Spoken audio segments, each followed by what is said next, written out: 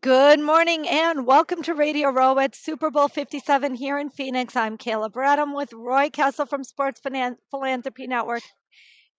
And we have one of my favorite people sitting right next to me. Lives less than an hour away from me, but he's here right now in Phoenix. Wendell Davis, NFL alumni, amazing story with the Chicago Bears, story of hope and possibility, everything you're doing now, Wendell, in the DEI space, working with the alumni, creating hope and possibility. I want to say, first of all, thank you for being here. Second, what are you up to? Oh, what am I not up to? I guess that's the that's the question. Right now I'm currently supply diversity manager for a steel company in the suburbs of Chicago, and I also serve as the current president of the NFLPA Chicago chapter. So I'm involved in some other charities in my community. So I try to keep busy. I'm married, got three grown kids, but try to keep busy. Wendell, I know you've been part of the NFL alumni and retired players and done amazing work there. I think one of the things that's really impressed me, Kill and I talk about frequently, is the people who take advantage of the start they had by playing professional sports to make a difference after they're done with their playing career. And you had an unfortunate uh, ending in terms of how things really came together for you with the incident in Philadelphia. I don't know how much of that you want to dive into, but recovering from that, rehabbing from that, and then getting to where you are now and everything you've done. Yeah, yeah. Well, thanks for asking. That my story is probably the story of a lot of former players. The transition, which is for a lot of us, it's a challenge, and some of us make it through on the other side, and some of us, some of us don't, and some of us have difficulty doing that. But just like with me, it happens for a lot of other people. My story is probably a little unique, especially during this time this year since Philly is in the Super Bowl, and my incident happened in Philadelphia, where I was probably one of the first guys that ever blow out both his knees on one play without being touched. And needless to say, that kind of changed my whole career in football.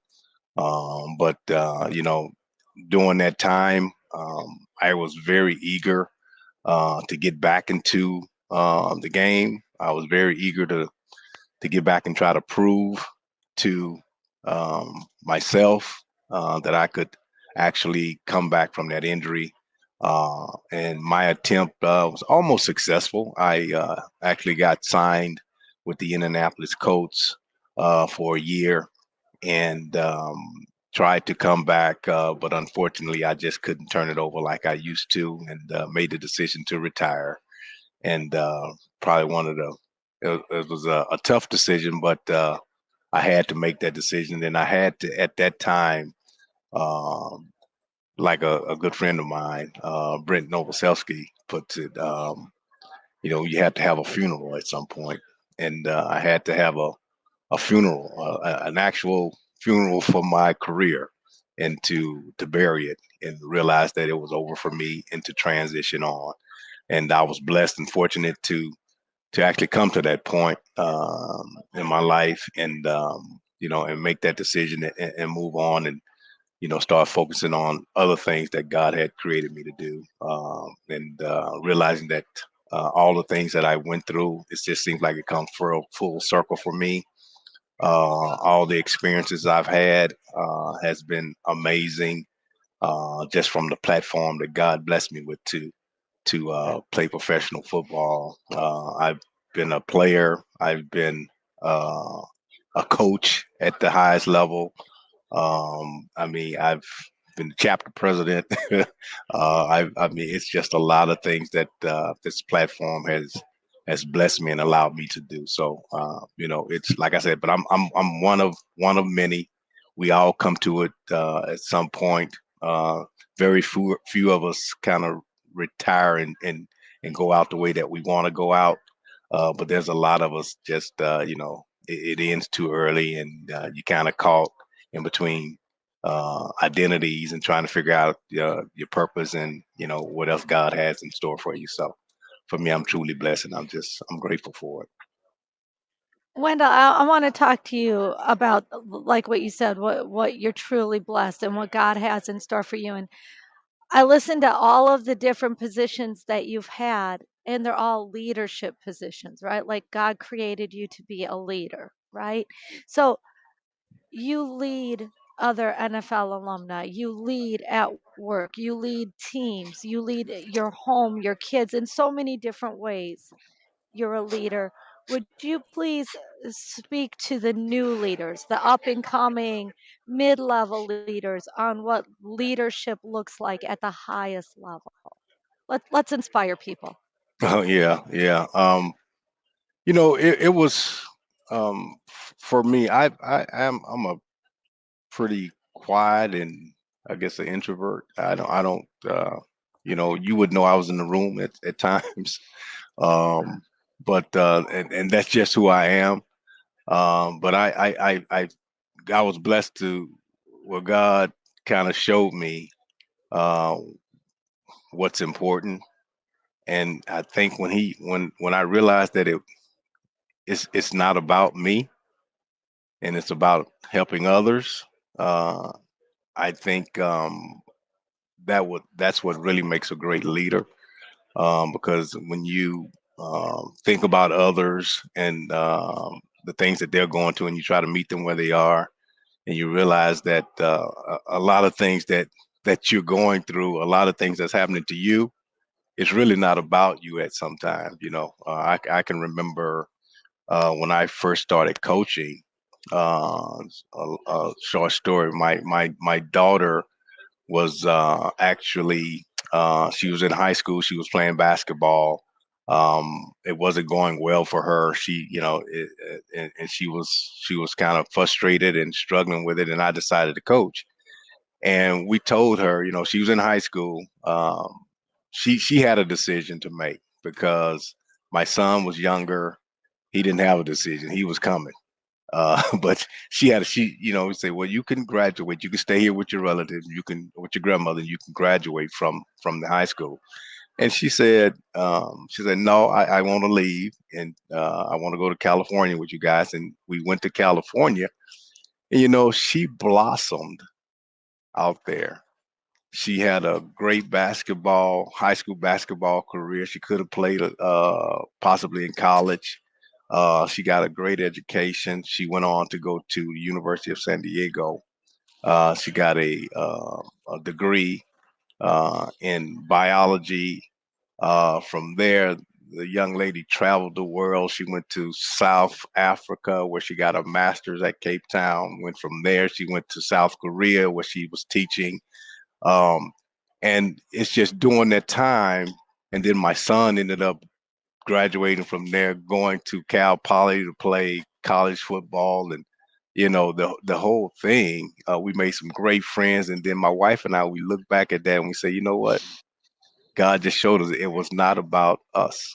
It really wasn't. It was about other people, and we were there for the ride. And so I always use that, and I always fall back on that for what I call leadership, realizing that it's really not about you. When you got that attitude and you approach things that way, people look at you different. It's not like I wanted to be in a leadership role, but people ask me, so I do it because I just try to be who I am. Well, Wendell, you've always been, as Kayla said, that leader. You were that on the field in those years with the Bears, with some very strong teams. Um, and now, I think when you look back, one of the things that's interesting to me is the people that choose to take on that leadership role with the former players. And Mm, how do you use those skills that you develop, and essentially, your role is to serve as the captain of the chapter, right? And yeah. bring people together. And you have a lot of things on your agenda that you're trying to accomplish there in Chicago. Um, Hmm. and I think it's important for people to learn. what you want to get done, and how we can help, both Sports Philanthropy Network as an organization, but more importantly, the people that are listening and viewing this that may not understand that there's so many opportunities to be involved, right? They get in their mind that going to a game or paying for a charity event might be the only way that they get to see you or see Hmm. some of your brethren. But Hmm. there's really so many opportunities throughout the year to help. So talk a little bit about that. Well, thank you. Well, the main purpose of our chapter is basically, it's there to serve the former players. And by serving the former players, we make sure that they understand all the benefits and resources that are available to them. That's our number one main goal. But the second goal is to not only do that, but to get involved with the community.